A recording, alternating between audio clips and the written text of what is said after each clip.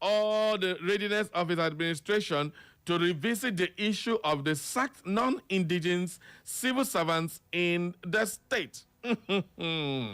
This one, it is sweeting me. You don't understand. This thing is sweet, my belly. Yes, you will not understand. Because this is what we expect from leaders.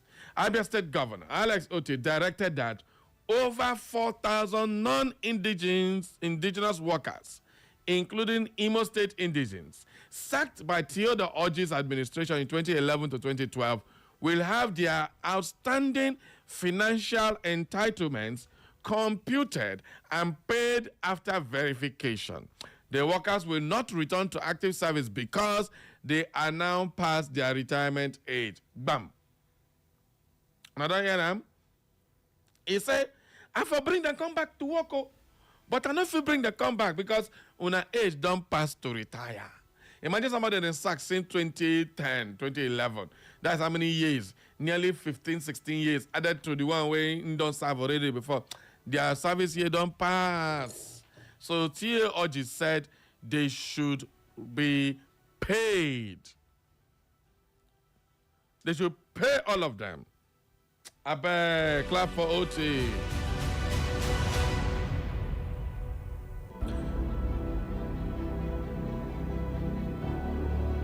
Yes, if no one clap for OT, he directed non-indigenes from Imo State who were sacked by the government of TOG to submit their details through the Imo State Liaison Office in Abia State. All right. You know the hereby, if you not so then sack you and you were one of those 4,000 non-indigenes that were sacked by TAOG, please hurry now to Abia State Liaison Office here in Owerri. Go and submit your documents for verification. Once they verify you, money don't show. Come on. Everybody clap for OT. Yeah. Everybody clap for OT. I am so happy. At least today I no bring bad news. Come here.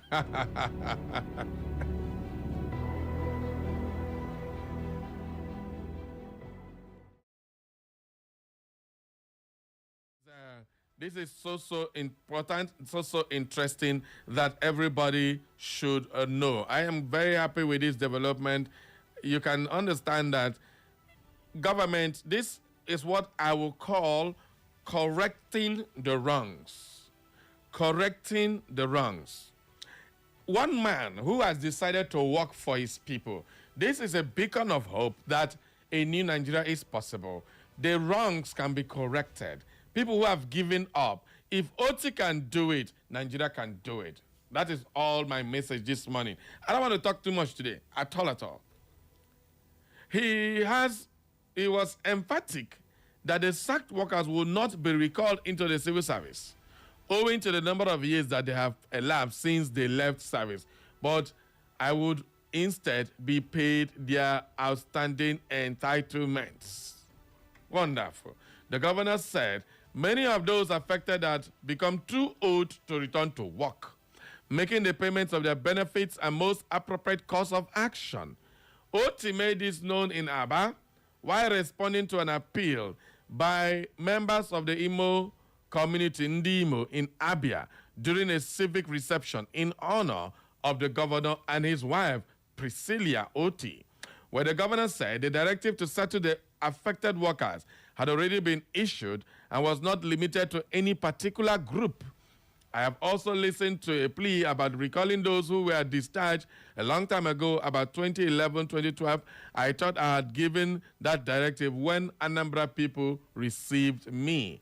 So both people from Anambra, Imo, Enugu that were sacked, please go to your various liaison office, Abia State liaison office, submit your document. After verification, they pay you. Clap for OT, clap for OT. Pam. Okay.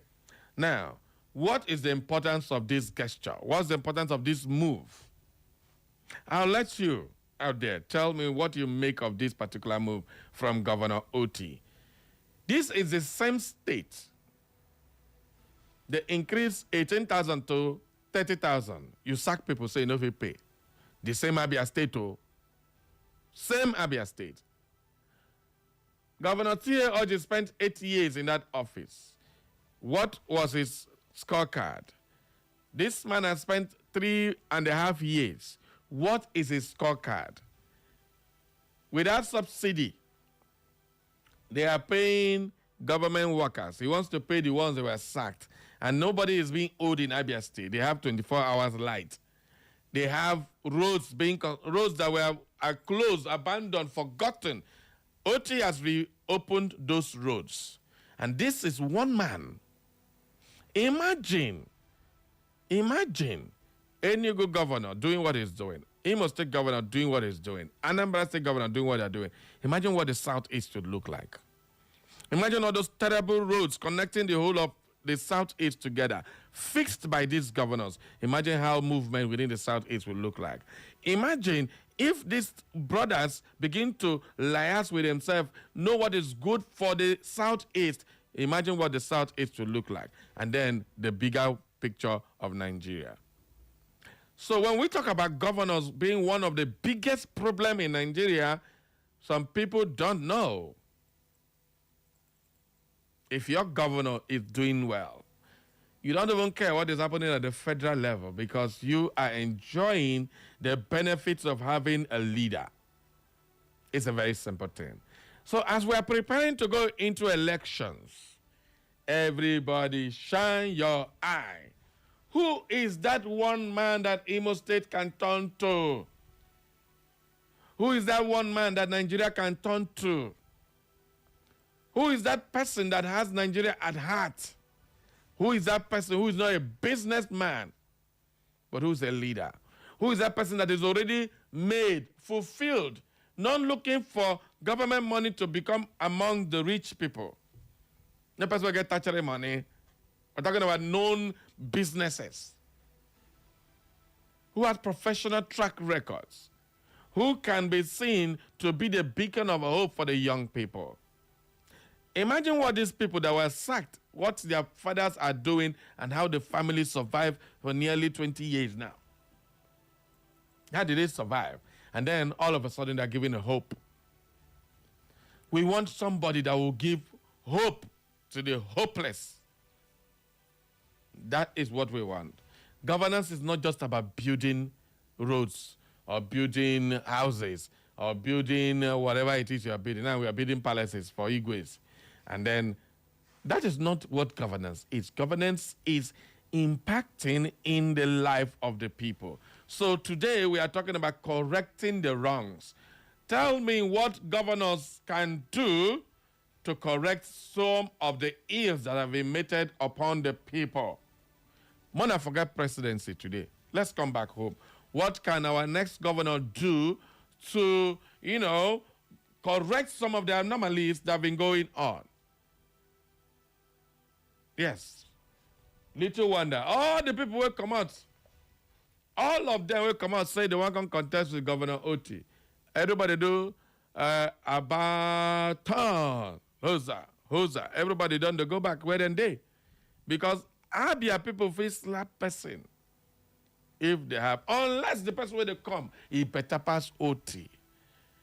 Who wants to talk about second term?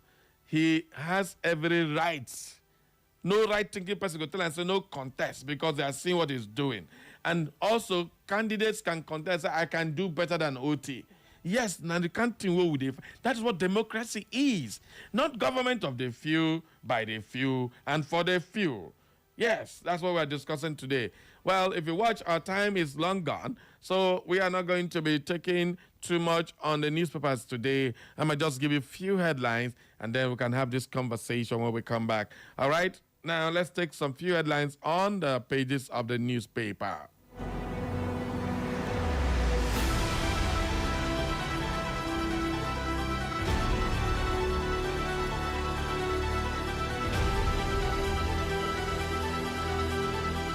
All right, on the fake agency, this fake agency story that they had. This is what we're talking about. Somebody has been fingered by the principal witness, the principal in charge of fake agency, that this happened and they don't want to. The House of Assembly is doing every mago trying to cut corners, but people are mounting pressure. So on the Punch newspaper this morning, it is the fake agency probe. House faces pressure to summon Gbajabiamila Gbaja. Hey. Well, the House of Representatives Ad hoc Committee probing the controversial Presidential Foreign Investment Promotion Council has come under growing pressure to widen its investigation by inviting Chief of Staff to the President, Femi Gbajabiamila, even as lawmakers ordered the Inspector General of Police to produce the alleged promoter of the non-existent agency, Adeni Adeyemi, for questioning on Wednesday. If you want question the man, they talk say, see the person where do am. You know one question him. Haba. All right. Anyway, what do you make of that? They are coming under high pressure. Will they succumb? 2027. Oshomole dismisses Peter Obi's threat, says public anger drove 2023 votes. You know the two at the time we say, if public anger drove 2023, that anger, it don't finish. The anger now and the anger between that time, 2023 election was gone. Which one is higher? I beg, gonna help me tell me. Which one is higher? Well, the senator representing Edo South, Adams Oshomole, say Edo North, please. Adams Oshomole has dismissed suggestion that Labour Party's Peter Obi poses a major political threat to the All Progressive Congress ahead of the 2027 election. He argued that Obi's performance in the 2023 presidential election was driven by public anger over the economic policies of the late former President Muhammadu Buhari's administration, for which you were the, chairman of the same party as at that time. Says that they indict themselves up and down. Well, the former Edo State governor stated this on Monday during an appearance on TVC News Beyond the Headlines, responding to a question on whether the APC was underestimating Obi's political influence, particularly after his victory in Lagos and strong showing in the southeast during the 2023 election. Oshomole said the former Anambra State governor emerged from an unusual situation rather than personal political strength. These people are still underestimating Peter Obi.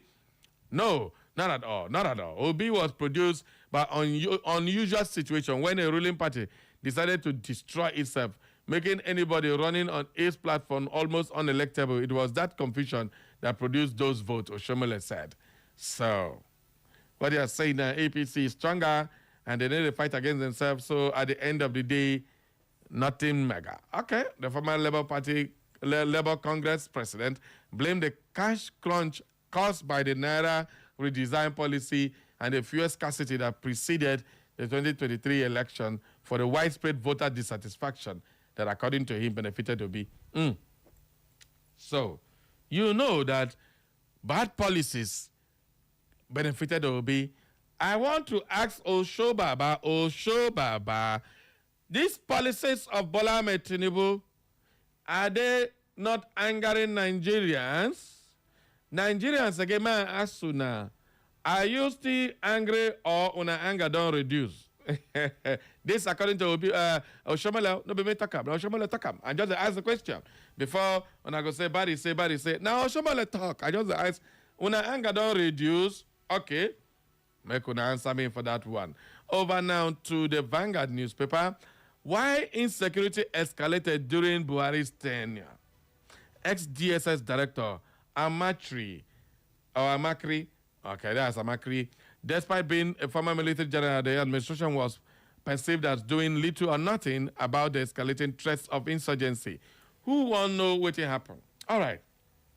Something interesting happened again, and it's now on the Vanguard newspaper. Xenophobia in South Africa. For the first time, our president don't do like Presido of Niger. Please, everybody clap for Tinubu. Yes, South African delegates carry their two left leg, waka come Nigeria without even informing us so they come because they hear say Nigeria don't para for them. Tinubu don't provoke for them. They want to do what do they call mending fences and damage control. They come since on Friday last week. Tinubu do like say no whether anybody come Nigeria. I say, who be that? Sure, but they can't see me. He said, no, I'm not seeing them. They spent 3 days before you can send Minister of Foreign Affairs. I'm going to deal with them. I don't want to see them. Xenophobia. Recall, the Nigerian businesses have been taken over by South Africa for no reason, nothing, no compensation, nothing. They just pursue people. enter that shop, go begin sell the goods. So when you sell the goods finish, how you want to come buy more? But for the way you don't get 1 naira. That's how they use the rush because they see 10 shoe for inside shop, 20 bag, this and that. Shop full, sell and finish. When they say they chop, they say they say, I want to buy more. These South Africans, they don't get sense at all. So they came now. President Bola Ahmed Tinubu told them, say, I beg, I don't want to speak now. Carry on, let go. Then say, Boo just our Tinubu for the first time in a long while. You have shown me that Nigeria still passed South Africa. Thank you very much.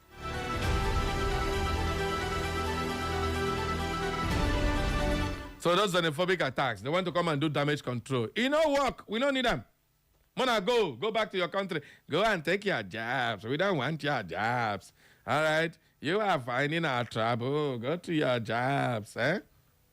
The diplomatic snub comes less than 24 hours after the reported killing of a Nigerian national. Can you imagine? They killed one Chike Ibe, who was allegedly picked up from his residence. Imagine, a Paxic Villas complex in Belleville in Cape Town. And they tortured this guy, this Igbo guy, Chike Ibe. They tortured him to death by personnel of South African police force. Can you imagine that nonsense? And after they don't kill him, 24 hours later, you fly. I don't know why they don't even catch those people. Throw them for prison. So the South African government will not come for diplomatic role. President Tinubu will not catch those South African people. Put them for prison. After killing an Ibe. Torturing our brother and killing by police, so no be those crowd. Police of South Africa. That's annoying. And according to the footage obtained by Vanguard from Nigerian community in South Africa, diplomatic sources declared that Nigerian Minister of Foreign Affairs, Ambassador Bianca Odumegu Ojukwu, advised the president that it was not an appropriate time for President Tinubu to receive the South African envoy and members of his delegate. Oh, that's our baby girl. Bianca Ojukwu, thank you very much. According to the sources, the minister cited the continued attacks on Nigerians, their businesses and properties in South Africa as reason for the advice. They say, President Bobo, no, nehi kaba, never see them. Yes, when they do them like that, in short, ban every South African for push. Why would no one push South Africa come over these countries? I have. Then they collected our businesses, we allowed their businesses to be running in Nigeria. Foul. That's not funny. All right. If everybody say we want to do the now one, do me, I do you, man, no go verse. Yes. All right, before we go for our commercial break, we have this Mary Habila's body was secretly flown to Abuja as autopsy controversy deepens over death at Minister Umahi's house. That is another story, and this time around, that's on the Sahara Reporters. Okay, this is where we are going to draw the curtains for these headlines this morning. It's time for us to visit our commercial decks and bring you commercial from the old people's home.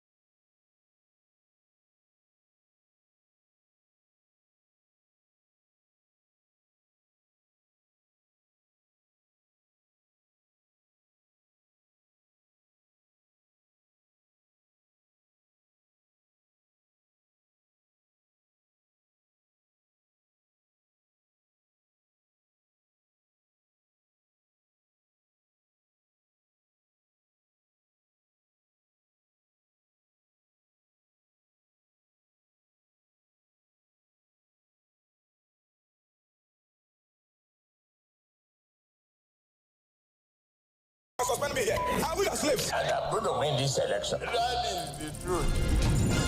Stay informed with Echo FM 100.7. Join us for exclusive interviews with experts, breaking updates on local and global events, and in-depth coverage of issues impacting our community. Tune in every weekday at 6:30 a.m., 12 noon, 2 p.m., and 6 p.m. for our major news bulletin in English, Igbo,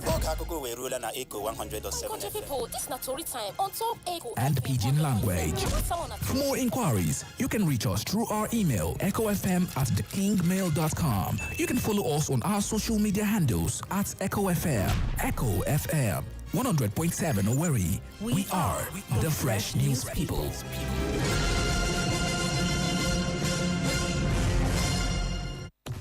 Catch up with the latest news updates on Echo 100.7.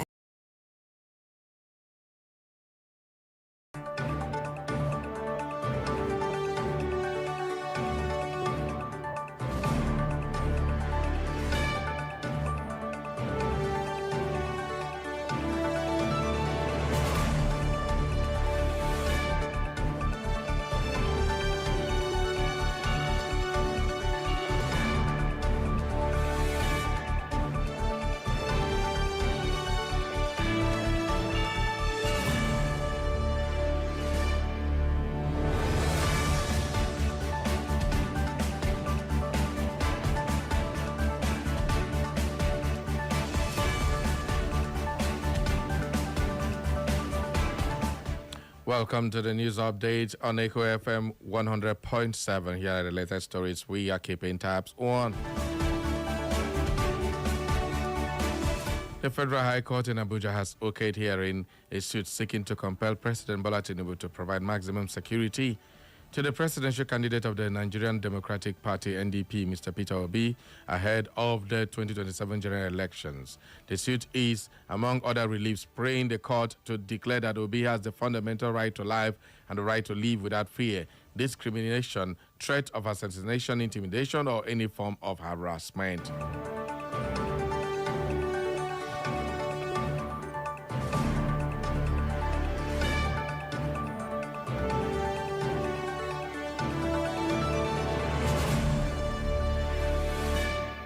No fewer than 2 persons have been confirmed dead and 3 injured as rescue operations at the building collapse in Amakwala, Urumba North local government area, and rescue missions continue. Mrs. Ndidi Omega, the AGA Executive Secretary, Anambra State Emergency Management Agency, said the injured were receiving treatment at the hospital and that search and rescue would continue.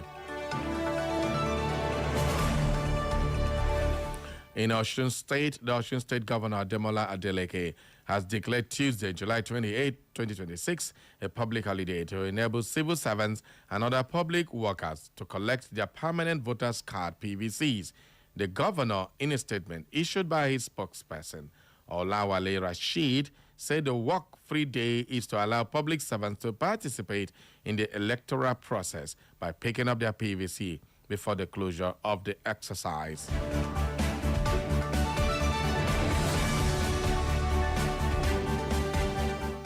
Troops of the Joint Task Force Northwest Operation Fansanyama have launched a major offensive against suspected terrorist kingpins in Zamfara State, disrupting what military sources describe as planned mass movement of armed fighters and killing several suspected terrorists. Military sources added that the latest offensive represents a significant operational setback for some of the region's most wanted terrorist leaders.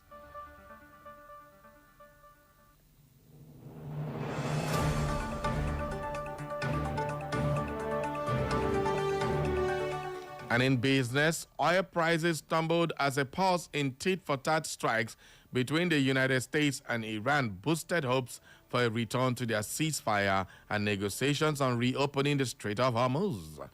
The two resumed hostilities this month, breaking a fragile truce after Iran attacked ships passing through Omani waters in the Strait of Hormuz, sparking a pattern of escalation.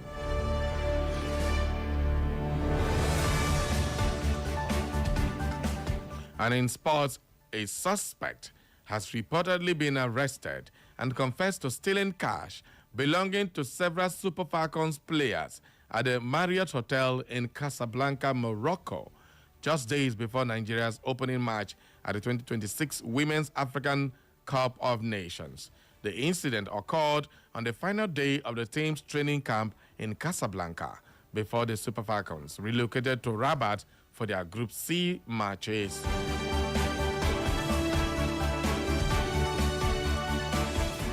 And on the foreign scene, the United States mission in Nigeria has cautioned Nigerian travelers that the expiration date on a U.S. visa does not determine how long they can legally remain in the U.S., as authorities intensify scrutiny over visa overstays. It explained that a U.S. visa only grants travelers permission to travel to a U.S. port of entry and request admission.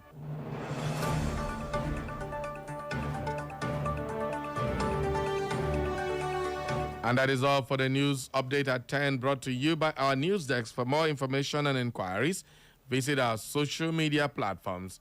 On Facebook, it's Echo FM. On X, it's at Echo FM_Owerri.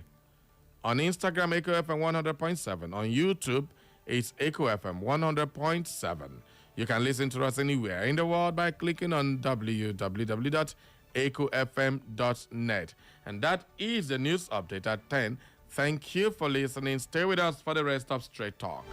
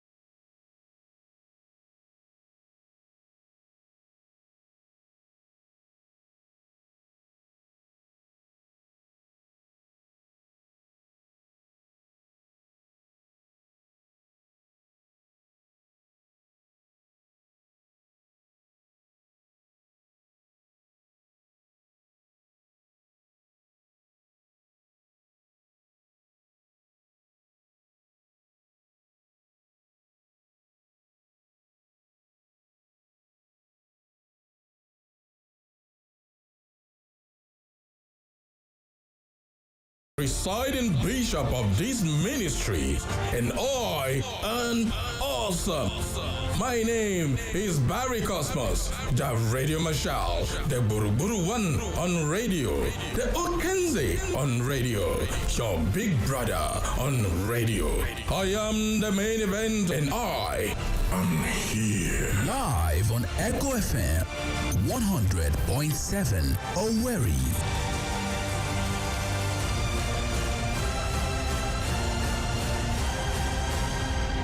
Are you ready?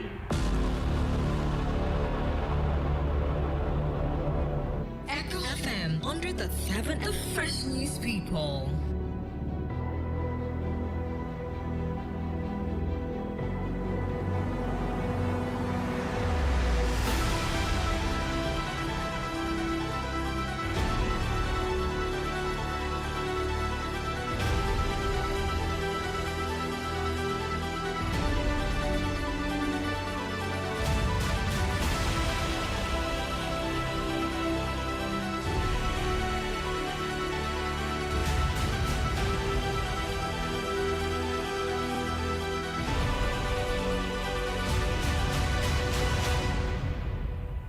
Welcome back to the show, everybody. Welcome back.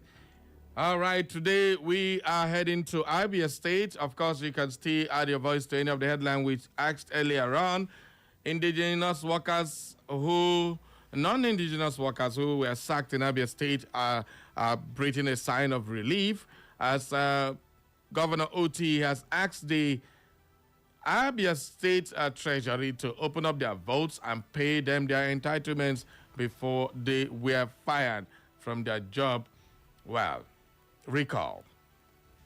In August 2011, Abia State Governor then, Theodore Oji, sacked over about 4,000 non-indigenous workers, servants from neighboring southeast states like Enugu, Anambra, and Imo State. Abia defended the action as a retaliatory and cost-saving measures, claiming that other southeast states had previously repatriated hundreds of Abia indigents from their own workforce.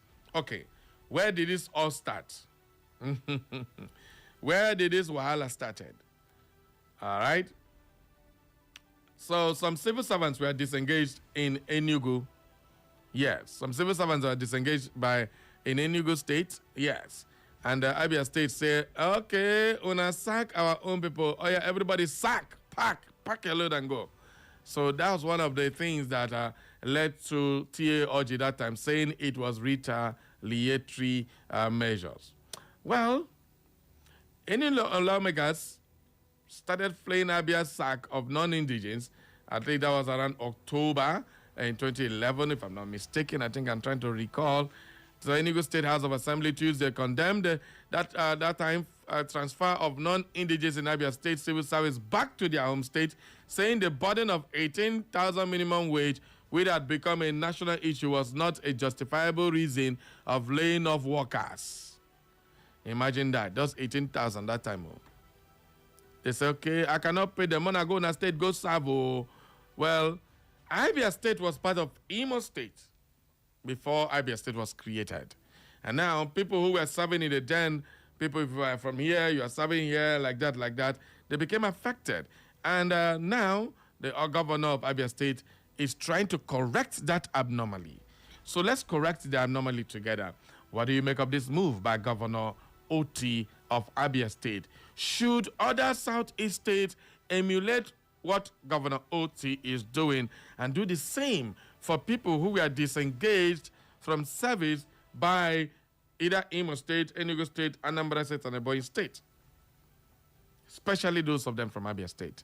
So this is what we will be talking about. Let me get your thoughts on this one. 0911-20022 or 0707-454-1014. Join us on Facebook and, of course, on YouTube. Good morning. Barry. Good morning to you. Good morning. Good morning this morning, my brother. You are blessed. Emeka from World Bank. Emeka, welcome, sire. Barry, sometimes when I sit down to think about this Ochi, I just thought of myself whether that man, whether he's a true Nigerian or he was born and brought up in abroad and came back to Nigeria. Abi? No. It's not laughing matter because each time I see that, I say, this man, is he really a Nigerian? Or maybe he was deported into Nigeria because that man has set an example that no governor, even during the military, nobody, even all those decades or whatever they call them in those days, that did well. This man is performing wonders in Abia State, and that man gives me hope. Oh. Oti gave me hope that one day, even Nigeria as a nation, maybe better. It's just a question of getting somebody who means well for their people. On the issue of our governor. My brother, Barry, I want to see you. I must be open and sincere to you. Hope Uzodinma has tried, you, especially in terms of major roads. Up to 50% of major roads. I don't mean street, you. Major roads. That man has tried, you. I must tell you, I'm not his fan, though. I don't support him. No, I'm not his fan. I'm not. Okay. But what I'm telling you this morning, the man has tried on the terms of in the area of roads. I tell you true. But what I'm still pleading for him to before he leave office, he should go into the area. Even here in World Bank, there's no street in World Bank here. I don't want to go into Okigwe, Ikeduru, Mbitolu, or Lord, I don't know. Within here in Owerri, most of the roads here in the World Bank, my brother, they are unpassable. Go to Buguma, the same thing. He should try and visit all those areas before he leave power. On the major roads, I give it to him, honestly. Buddy, good morning. All right, thank you very, very much. Okay, so let's get more calls. Good morning. Gracious morning, Barry. Good morning to you. Ugo Stevenson, I come from Emmanuel. All right. Barry, Hmm? I think Oti seems to be the shining light amongst the governors we have in the South State. Mm-hmm. If not any other thing, Oti's action is a call for Igbo unification. Mm. The Nyagala Nwanne spirit.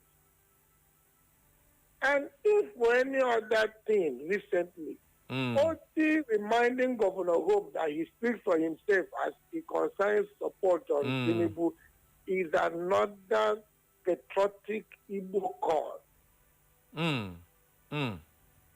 I know Governor Oti, he knows me. Even though he appears short and he's taller. And I will be in there very soon to give him a handshake and remind other Igbo leaders in court that if they decide to bring Igbo together, their life too. God bless you. Okay, thank you very, very much. A clarion call for Igbo race. That is what he's saying. Okay, who shares the same fate? Let's get to hear from you. Good morning. Yeah. Yeah. Good Yeah. morning, Sabare. Yeah. Welcome, sir. The man himself. I greet you. I salute. Yes, sir. Yeah. My name is Katchison Ekuha. Okay. I am calling from my community of Inowere West local government. Okay. Based on the issue at hand, you see, if you see a leader who is prepared for work, you will know. Nobody could tell you. Yes, you will know. You see, I listened to a particular clip yesterday that I was watching the radio station where Governor Oti was making voice notes that he started writing about the betterment of Nigeria on a particular leadership newspaper, that he has remained consistent in writing on that national newspaper in the election. So that goes to say that leadership, you must be prepared for leadership. When you come, if they play, if they show.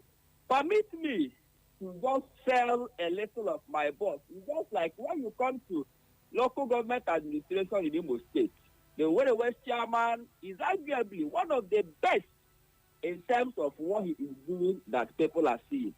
What am I trying to say? Alex Oti is a guiding light, not only to Southeast governors, but in the whole of Nigeria. That is why I am calling to this, who is saying that he will use 4 years to teach Nigeria. I really found that. Because if Alex Oti, he said, just came out to say that he is not going for second term, I can imagine how Abians will yell and how they will react to it. But because 4 years is not enough, that's why he's going for a second term in office. So, my advice to other Southeast governors is that, in fact, you don't use what you don't have. That is not the truth. All right. But we must not also negate the fact or take away from our own state governor. Just like the former caller said, the last caller said, in terms of roads, I want to tell you, especially the municipal, the Igbo state governor is doing well. Particularly, lots of Douglas roads. Especially what interests me so much about Douglas Road is that demarcation to prevent street traders from occupying the road. That is a very good thing to make sure that other people All right. Market. Thank you. Thank you. Okay, no problem. Thank you. All right. Good morning. Good morning. Hey, Comrade F. Agba, welcome, sir. You see, the issue you have raised requires bringing a lawyer to the studio. Okay. Because we should be learning. Okay. It's not a matter of I have phone and I call phone. Okay. That matter came up when I was Secretary, Civil Service Commission in Imo State. Files of more than 1,400 Imo citizens who were disengaged in Enugu were brought to me in the office to collect, and I refused to collect. Okay. They said with an inspector who said the president said. I said the president hasn't talked to me. Okay. I told him there's procedure in the civil service how such things are handled. He had to take the file with his escort back to Enugu. It is a failure on the part of the federal government. Okay. There's no two ways to it.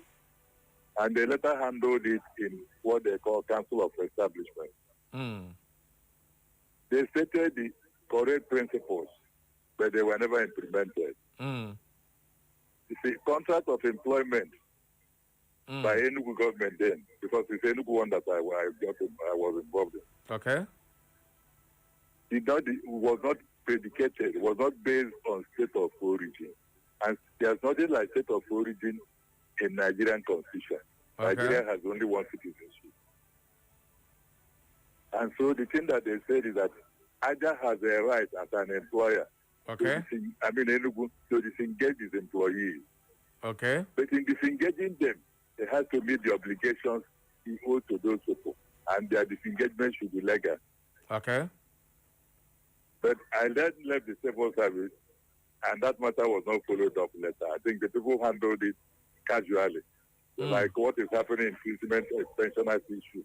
Because some people, when they are not directly involved, they don't want to maintain principles to have everybody. Okay. Then later, I was a retired man, and when Abia Ona happened. But the interesting thing there is that when that thing happened, the Rivers people discussed it in their parliament and said they would not do such thing, primitive thing. Theodore from Abia replied and said, Rivers people are not involved, that he was only dealing with his Igbo brothers. I was shocked that the person can make such statement. Okay. Because what OTM might have done now, and I don't have the facts, maybe what we call enlightened self-interest. Okay. Because if those people went to court, that thing can liquidate AJA government. So why didn't they go to court if they know they have all this kind of legal rights? I don't know whether any one of them went to court. That's why I say if they went to court. Okay. Because it's a contract of employment. It's just like in Imo. I have been dissuading people from going to court for their pension. Because if you go to court, you will have judgment and interest will be involved. And if the government cannot pay the principal, will it be able to pay the principal with interest? It will lead to bankruptcy of the government. That's why I'm affected. But my patriotism is restricting me from... You may remember the case of the former deputy governor. So this Madumere. Okay. When he went to court and was granted to collect 1.9 billion, which the state government rushed to appeal to the appeal court. That is the money they will use to pay pensioners and salaries. So that the appeal court intervened. I don't know the other details, but they intervened. And I believe they must have settled the matter privately. So it's a matter of contract of employment, an agreement. And if the other person has fulfilled his own, you are bound to do your own. You have no option on it. If he is in that breach of contract, and he can sue you for special damages and general damages, and the very thing that is involved, and it could be dangerous. Okay, for instance, the one that came from Enugu, there were people who had worked for up to 30 years, 35 years, but people who were now entitled to payment on pension by Enugu government. And it simply, in fact, it's terrorism by government, just like what they are doing to pensioners in many states. So it's a legal matter, and I would like you to bring a lawyer and handle the case again. Because it's not just Oti happens to be among the best educated among our governors. So he can quickly act on. Yes, I know Soludo is a professor. But being a professor, it means simply means that a teacher in the university and be promoted to that grade. You may not be better educated than the man on the street. Okay. So the issue is if you can discuss this and get a lawyer, because there is no indigenous recognized. Nigeria has only one citizenship. Even Lagos is making the same mistake. Lagos went and cut deficit and said, I'm sending to their state of origin. Okay. Are they not citizens of Lagos when they are settled in Lagos? Are there two Nigerian citizenship? All right. Well, definitely, it's a great one, and this is a very strong matter. That's why we're bringing it to here more and more. Thank you very much, Comrade Efa, for your insight, man. Please, to the date and get a lawyer. Then the matter we will learn a lot. All right. Thank you very much. Thank you. Okay, Nigerian issues. This matter was subject to legal interpretation then, but today we are just taking a look at the governor's performance and what he has been doing. Okay, good morning. Good morning, Barry Cosmos. This man, where have you been? Jakba. You Jakba. How far? Steve Ozomena, welcome, sir. Thank you very much. God bless the elder statesman. Honestly, I pray that God will continue to give him life. So that people will continue to learn. Yes, sir. You understand me? Especially when it comes to procedures in civil service. Because what we have now, sometimes I ask questions. Yeah. Did Nigeria start today? We were there. Even what you have in the National Assembly, State Assembly, we were there in the 80s during Mbakwe's regime. We know how these procedures are carried out. A word of contract and others. So people like Elder Statesman Efayagba, who are still around, telling us the way it's supposed. But what I do not know, like you asked, why these people do not go to court to challenge these activities of some of our governors, I do not know. But Barry, see where I want to praise Governor Oti. You know, when he assumed office, even in his appointment, he tried to appoint non-indigenous into his government. Saying that Abia is for all. Okay. And that is how it's supposed to be. When you want to build a metropolitan city, a modern city, the modern city is not built by indigenous of the state. Okay. A modern city you must have this conglomeration of people coming elsewhere, bringing what they call direct foreign direct investment or from any other state.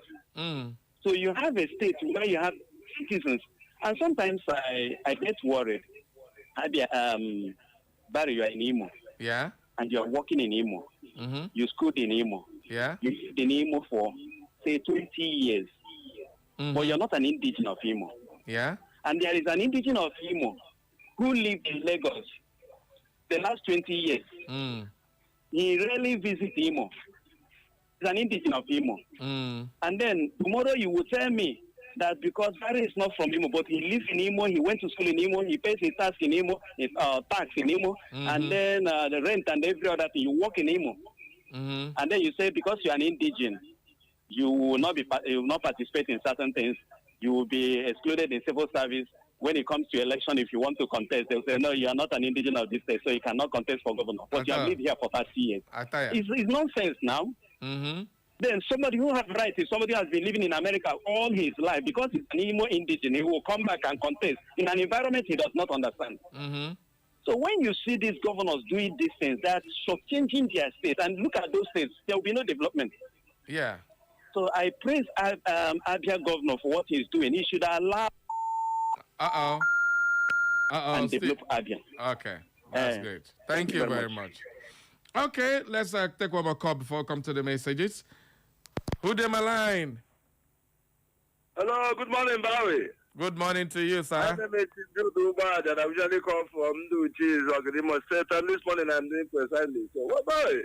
Okay. I don't know whether you are surprised that Governor Oti is doing what he's doing in Abia State for today. If you are surprised, I don't think I am. Yeah. And to say that Daniel in the person of Governor Oti has come to judgment in Abia State is to say the least obvious. Okay. And why I'm telling you that I'm not surprised, that he's an arrow man. And you know the arrows, whether in diaspora or those at home, are distinguishable in whatever they do.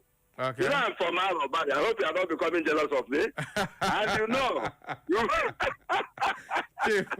may wish to know too that senior citizen, who doubles as my role model and my mentor, is an Arrow man. Okay. The other man, too, the entire Pansek is an Arrow man. They let us okay home body well. Bono, Jika, and the like. He don't do. And the let first Catholic Bishop of Owere, Mark Kunegu is from Arrow. So we are distinguished anywhere we are. Okay. So if anybody is surprised about that, I'm not. You will still expect more. That's your mind back. Remember Professor Humphrey was that delivered the best election we have had in Nigeria. He was an arrow man. So what are we not talking about? I will cut this call now. I will cut this call. Okay. Why don't you give us accolades and praises for that? Thank you very much and God bless you. All right. Now, wow. So they say good thing. Now, some people don't begin attach themselves to good things. They say Chief Jude. All right, now. Okay. Good morning. Good morning, Barry Cosmos. The Radio General. Welcome, sir. Thank you very much. Today, we are all happy with your best friend, that is Jude Ogbuaga, for agreeing for us that somebody from another party has done something and they are trying to, in fact, he said it's because it's for his own place. That's a good thing. Wow. I love that. Wow. So let every person from that side behave the same way like Oti. Okay. I know that there are some who are not good. He didn't mention all those words. Okay, that is bad. So I want to say, whether Oti is clever to know whether that if this will go to court, they are going to win other state government. Whether he's clever or not, he has done the right thing. Because some people, they may not want to do that. Instead, they will be dodging one thing or the other, try to claim that they are correct in what they are doing. All right. The money is not there, the other one is not there. So we appreciate Oti and we thank him for all he's doing in order. Thank you. I remember the Radio General. Thank you very, very much. All right, let's go to the messages now. We start off with this one. Says, good morning, Barry, the Radio Marshal. As usual, my name still remains Felix Nwos, is a texting from my humble community, Umahimberry. Let all those involved in the fake agency scandal be suspended so that there will be smooth investigation. And again, to enable snubbing the envoy from South Africa is not enough. We Nigerians demand justice and tough punishment to South Africans, and let the AU do something on these xenophobic attacks in South Africa and other African countries. And finally, our politicians are busy talking about 2027 elections, while the blood of innocent Nigerians are flowing on the land. This government has failed in protecting the lives and property of Nigerians, and this government must be voted out of office come 2027. That is from Felix Nwozozo. All right, we also have this one, important public notice. Okay. Now, this one is, that's a public notice. He just sent this particular message again to about T.A. Oji. Thank you very much. Okay, today we have Umokboro John Bosco, A.K. Chuko from Mungbidi, says, good morning, Mr. Barry. The Holy Scriptures is not ambiguous when it states that when the righteous is in power, the people rejoice. While reverse is the case when the wicked rules the people. It's now crystal clear that 8 years is even too much for a people-oriented leader who is sincerely determined to change the ugly narrative and turn the people's woes into fortune. Hence, just like Abia people in 2023 election, we must therefore, as a matter of necessity, be positively aggressive come 2027 to enthrone that man or woman in whom we have implicit confidence to deliver us from the dungeon of economic quagmire. Over successive administrations have plunged us into a man or woman of proven integrity, impeccable pedigree, proven integrity, and immaculate scorecard with the character, competence, capacity, and sagacity to do the needful. It's no longer debatable that a new Nigeria is very possible, but the possibility is largely dependent on us, who have the political power to hire and fire come 2027. We must be intentional with our leadership recruitment exercise because the mouth will continue to chew with caution until the rotten tooth is removed. Kudos to Governor Alex Chioma Oti, the people's governor. Congrats once more to Ndi Abia.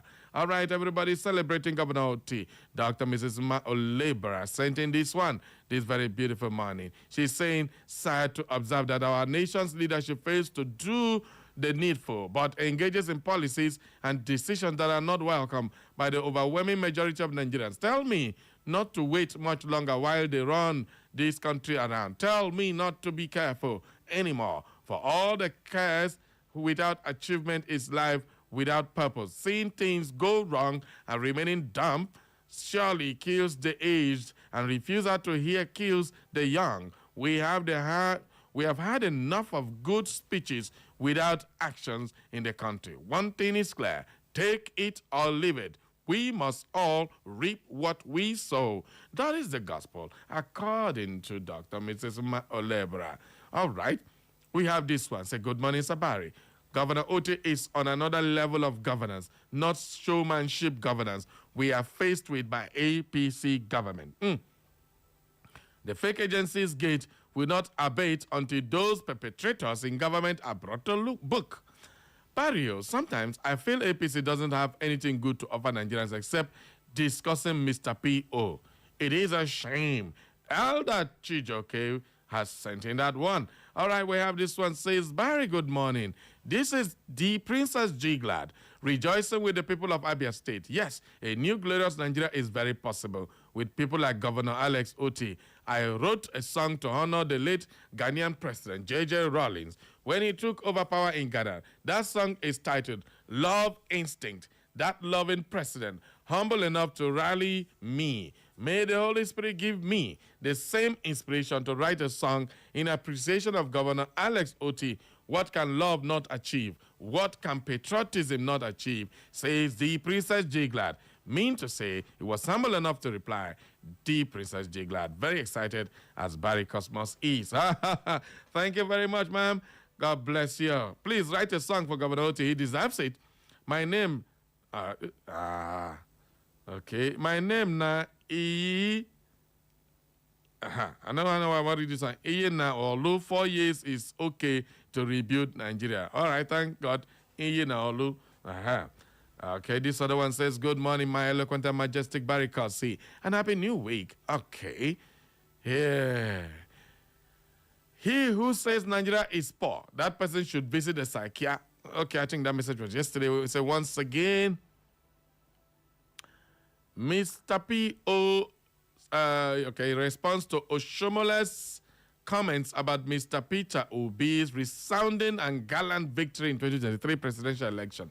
But please tell him that Nigerians' anger has reached the highest crescendo and our action will be fierce. In 2023, we were in purgatory. Now we are smelling hell in the hands of his principal. Again, we are not unaware of all the threats on Peter Obi's life, including other disrespectful and inhumane treatments on his person.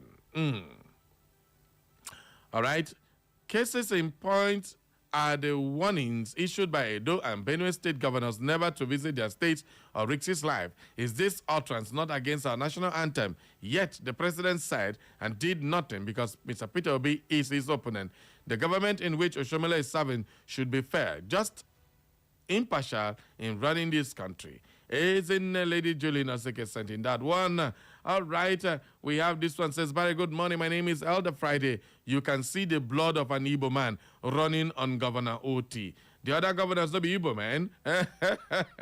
Good morning, Mr. Barry. We thank God for INEC in Abia State under Professor Nena Oti for doing something different in the 2023 election, declaring in that state the act of emboldened civil righteousness, which Dr. Alex Oti benefited, has continued to put smiles in many homes beyond Abia State.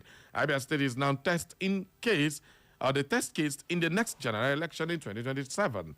There is no doubt. Alex Oti have Peter Obi as his presidential candidate, as LP has no presidential candidate. Adam Oshomole, like other politicians in our APC, could remain in denial of His Excellency P.O. electoral values. Former Edo State Governor Obaseki joked about Obi and obedience in 2023. Obi won Edo State, another his watch, which is still Adams Oshomole's state of origin.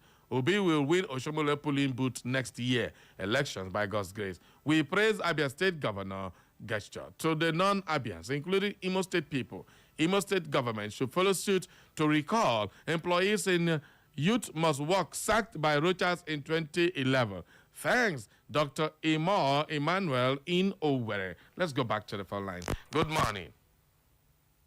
Hello, Barry. Good morning. I greet you. Yes, Mr. Graham. I just want to say something. Our chief has repented, so we should continue to applaud him. Okay. And I want you to tell your friend, if he's trying to promote or campaign for his chairman, local government or not, he should come and pay. Not we are talking of Alex Oti. We are not talking of Hope Uzodinma. Whoever that is involving Hope or his whatever speaker mentioned, they should come and pay you for that advert. Thank you. Thank you very much. Can't you see the hear? Good morning. Good morning, Barry. I greet you.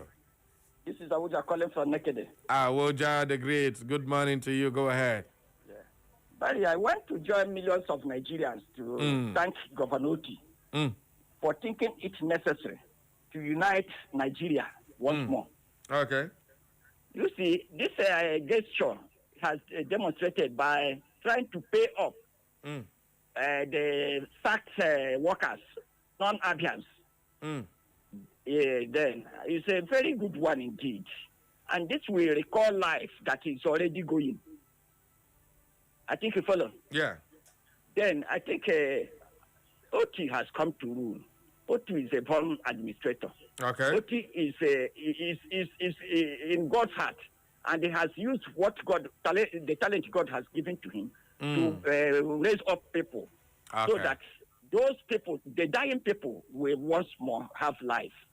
Okay, Barry, think of what will happen to somebody who has been relieved of his work for the past 10 years or more. Then now getting up to 3 million, 4 million, 5 million. Don't you think that life will come back in that family? Yes, sir. May God continue to bless the Oti Nenna that returned Oti as a governor. Think what should have happened there. Oh, God, thank you for bringing Oti to be the governor of Abia State. I think one day Imo State will have a similar governor. Okay. Thank you and God bless you. All right, thank you very, very much for joining us. Let's keep the calls coming. Hello. Hello, good morning, Barry Cosmos. Good morning to you. Yeah, I'm Paul Obikwere. Okay. From Orogo, West, local government. Go ahead. I thank God for a person like Dr. Oti. All right. For that's a call for our people to stop praise singer of our politicians and of our great people outside our country or our state. In some years ago, before Oti became the governor, he was the overall in First Bank of Nigeria. And there was a gathering in Arochukwu where he come from. You had our chief, our chief that used to campaign for APC. You know him now, Commander Batara people. So he gathered in that place when it was his own time to speak. One arrogant small youth like that went straight to the podium, collected the mic from him, and asked him a question: who is this man and where are you from? I said, which company? I said, this man they work for. He says from First Bank. In Arochukwu as a whole, have you seen where is a First Bank in Arochukwu? Just collect, it's not worthy to speak in this podium. That sank into his memory. And immediately he make a call. And Arochukwu was established with First Bank. And right from that moment, he began to nurse the idea of becoming the governor of Abia State. Many times he failed before now, that by the grace of God, God gathered it like a Jude Obaja said. Check all the intelligent people in Imo State. In the whole eastern Nigeria, they have the Arno gene in them.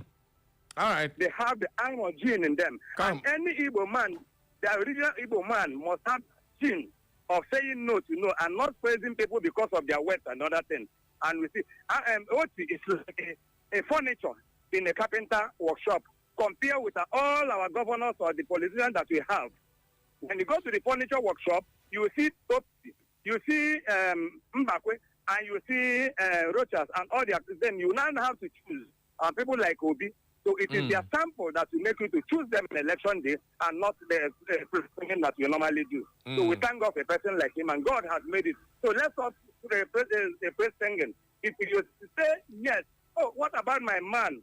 I want to call Dede, please. Anybody that know about things should let us know, please. Right. We enjoy his commentary in those days. Thank you very, very much. Okay. Now, it's beautiful. All right, you're still tuned to Echo FM 100.7 right here in the city of Owerri. We are taking a look at Abia State Governor Alex Otti, who has pledged to pay the entitlements of over 4,000 workers disengaged by the administration of former Governor Theodore Orji in 2011 and 2012.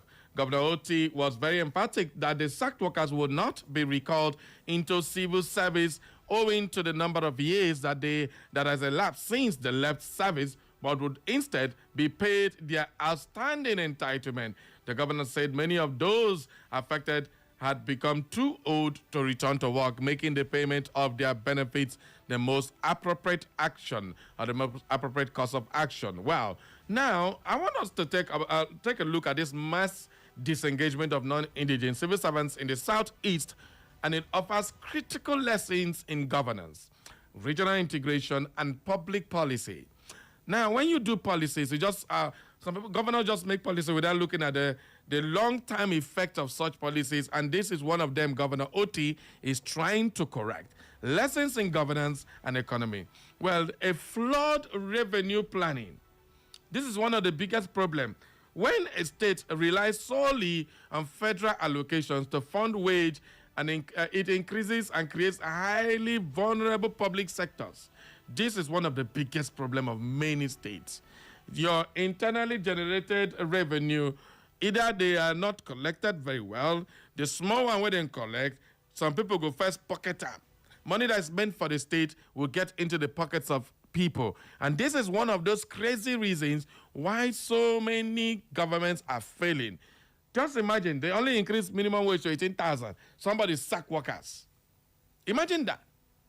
As at that time, because one, if you're generating internal revenue in a state like Abia State, Aba, that can generate money to pay every worker, with companies up and down everywhere, an industrial place, a productive place, and then they say they can't pay workers, they fire them, I sack them. Well, so it's a flawed revenue planning that really costs most of these things.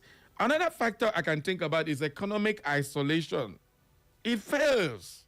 When you isolate yourself from the rest of the people, Abia State isolated itself from Imo State. I mean, these are people who live and work. Just like Omedefa Agba said, we don't have state. State does not define your indigenousness in this country. We only have the federal government that makes you an indigene of Nigeria, and it gives you the right to work anywhere. So I don't know why a governor will wake up one morning and sack workers and claim they cannot pay them, so you should go to your state and become that. This issue, when we keep talking about the white man who divided Africa, our own governors, they divide their brothers and sisters. Go back to this, go back to this. That's what happens. So economic isolation, and it fails. Expelling workers shrink the local consumer tax base, and it damages the state's internal revenue. That's one thing you don't understand. It's just like South Africa now. They don't know what they have done to their GDP. They don't know what they think. When you send away the marketers, you don't know that you also send away consumers, because the person that sells this consumes that. It's a very simple thing.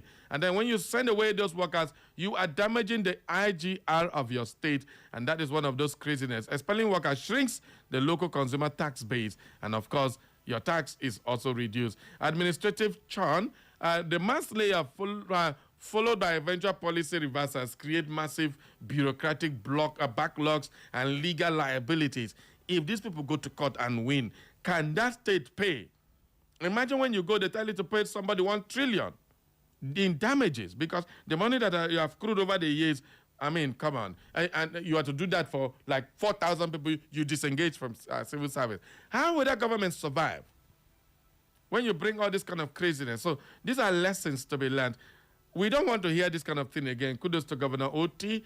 The lessons in regional unity and human rights are there. The erosion of national identity. That singular had eroded our national identity, treating citizens from neighboring states as foreigners. Can you imagine? You are in your own country and they're treating you like a foreigner. How does that happen? How does it make anything that gives you right? It undermines the constitutional right to live and work anywhere in Nigeria. That is one of those things that Governor Orji did, and of course, not just Orji, I think Enugu State also did the same thing, Anambra State as well. So we can't be doing that. I believe Imo State has not really done any of those retaliatory and sending people. Retaliatory policies, traps, tit for tat political decisions. It destroys regional cooperation and stalls joint economic development in the Southeast. These are things that the Southeast suffered. Remember the shaky nature of the Southeast when these ones happened. The human cost is another wonderful lesson we need to know. A lot of people suffered from that. This human cost is a human cost of politics. Now, the sudden job losses. I mean, your papa, they work.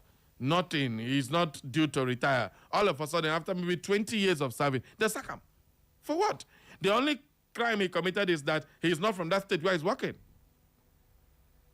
I don't know how somebody will get mind, do that kind of thing. Somebody is just voted for 8 years. And for 4 years, if you do well like OT is doing now, they give you another 4 years. But now, second time, as if it's a constitutional provision that you must do second time when you are performing so bad. Anybody not do well? What did they talk about second time for? But at the end of the day, second time, as if it's something you must do. Hell no, it is not something you must do, people. So the human cost of politics, the sudden loss of jobs, inflicts severe economic trauma on innocent families caught in a political dispute. This was simply political dispute, and they took it too far on workers. So now, Governor Oti is correcting the ills of the past. Why are other governors not following suit? All workers that were disengaged from various states, please, Governor of Enugu, Peter Mba, pay them.